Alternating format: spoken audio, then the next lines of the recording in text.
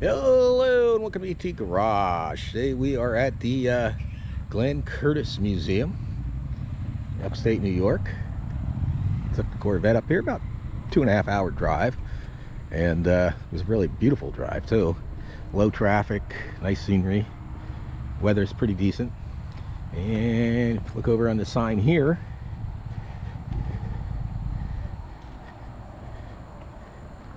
hopefully you guys can see that.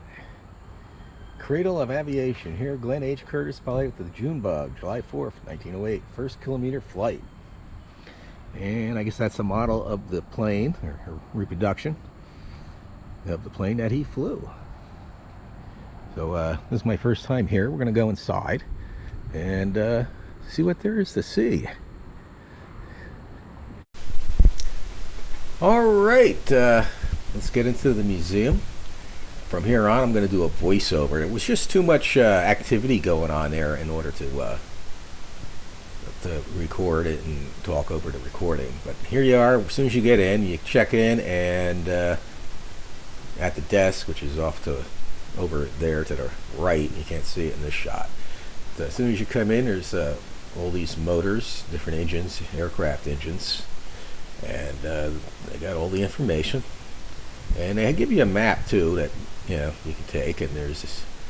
One of the first things you come to are the bicycles and stuff. Glenn Curtiss originally started making bicycles. He then eventually moved on to make motorcycles, and they got a bunch of different motorcycles, not just the Curtiss motorcycles, or if you want to call them motorized bicycles back then. But they got all sorts of variants, and there's some really nice displays here. There's these over here which aren't Curtiss's, but they're really nice. Best thing you could do is get out here and see this museum. But that's a triple, which is really unique, and it goes on. And there's that like V8 air-cooled V8 powered one. I wasn't able to get the info on there. There's a gentleman standing there reading. He didn't want to move, so. And I don't want to disturb people while they're enjoying the museum while filming. But you come to some of the first Curtiss aircraft. They were basically in competition with the Wright brothers when they started getting into aircraft. And one of the most famous planes, of course, what Curtiss is known for is the P-40 Warhawk, which we'll come to later. And more of their early aircraft, which were pretty much string and sticks put together like a kite with a motor on it, basically. And they had seaplanes too. They had some really nice seaplanes, which we're going to come to here. Here's one of them here. And as we go down, we'll see some more. So much to the sea in here. You could if you were to sit there and read every plaque and look at every item, you could easily spend the whole day in here. I'm not the type of person that can do that. My attention span to read it, sit there and read every plaque is just I don't know. I just can't do that. I enjoy it, but I enjoy seeing all this stuff. There's an old lathe from early 1900s. It's a pretty nice lathe, especially for when it was made. And more aircraft engines. I believe some of the first V8 aircraft engines and radial engines.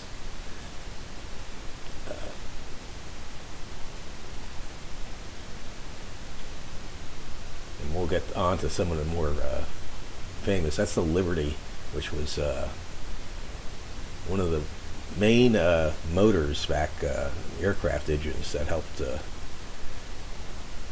aircraft industry way back early years. And Curtiss apparently made a bunch of aircraft. This is one of my favorites right here. Is this little single seat racer. It had like a top speed of 150 miles an hour. It was made back in like 1930 or something like that. But it had retractable landing gear and had an air-cooled straight six in it, I believe. Of course, more aircraft. There's quite a bit of aircraft in here. I was actually surprised when you look at the building on the outside. It doesn't look like it's going to be that much, but there's actually quite a bit. And there's some boats here too, and like this beautiful boat right here, which was restored. I forgot how many years it took the guy to restore it, but this is powered by a V12, Allison V12, I believe it is. And it's a really beautiful boat. There's the information there. If you want to pause and I guess read it, you can, but it's just a beautiful boat. I think it had a speed of 55 miles an hour, which for a big boat at that time is pretty quick. That's actually still pretty quick for boats today, actually, an average boat. I mean, there's a lot faster boats out there, but for the average boat, that would be hauling, but that's pretty quick. Travelair was another popular aircraft for its time. There's lots of more engine displays. This one here is the Pratt & Whitney R4360 Wasp. And that was used in the B-36. There were 6 of them. And it was a maintenance nightmare. And here's more of the big aircraft, radial aircraft motors that helped basically win World War II.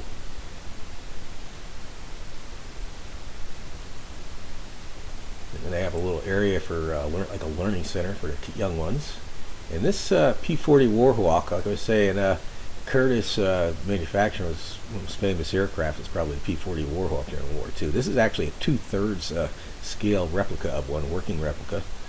And we'll go see the real one here shortly. But there's a bunch. They also have a bunch of motorcycles, which surprised me. Motorcycles and cars. I'm not getting into details about that.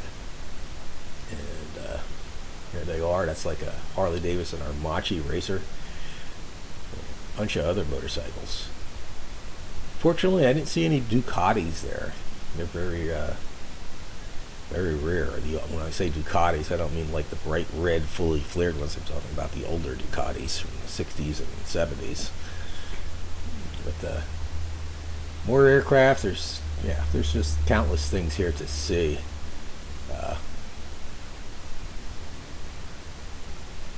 There's just goes on and on. And here they have antique automobiles.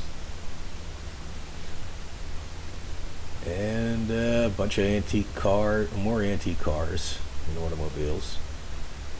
We'll take a walk down here. There's some really nice cars here. And a bunch of planes hanging from the ceilings and models and stuff like that.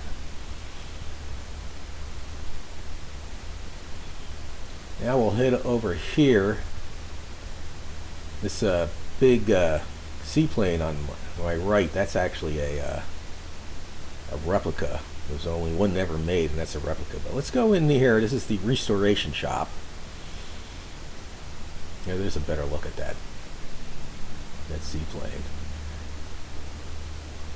And we'll go right in to the restoration shop, where they do restoration and motors and whatever. And there's some pretty nice looking stuff in there, interesting stuff. But you go in here and then you go through this door. It almost looks like an exit, but it ain't. All right, here we are in the P-40 restoration shop. They're restoring this P-40. Trying to find some information on it, but see how they got it stuffed in here. They had to cut a hole in the ceiling to fit the tailpiece.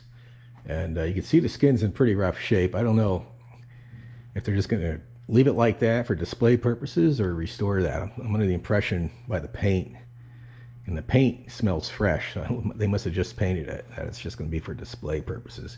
Of course, out there, out in the museum, they have a 2/3 scale plane that someone built and donated to the museum. And P-40 is probably the most famous plane that Curtiss had ever manufactured. It was one of the most well-known planes of World War II. So, fortunately, we can't get a good view of the nose and the tiger shark up there, but something to see this. Yeah, they must have just painted it, so I guess they're going to be putting it out in the museum just the way it is. You can smell the paint. Oh, and there's one of the 50 caliber machine guns. I don't know if that's 50 or 30 caliber. I can't tell from here, of course. That looks like some of the old metal off this aircraft. I see how corroded that is. But let's get back out to the museum. All right, here we are, going back out into the museum, back through the restoration shop, and like I said, there's a lot of activity in here. People running into each other. You know how many times I ran into different people there. But yeah, there again is that seaplane.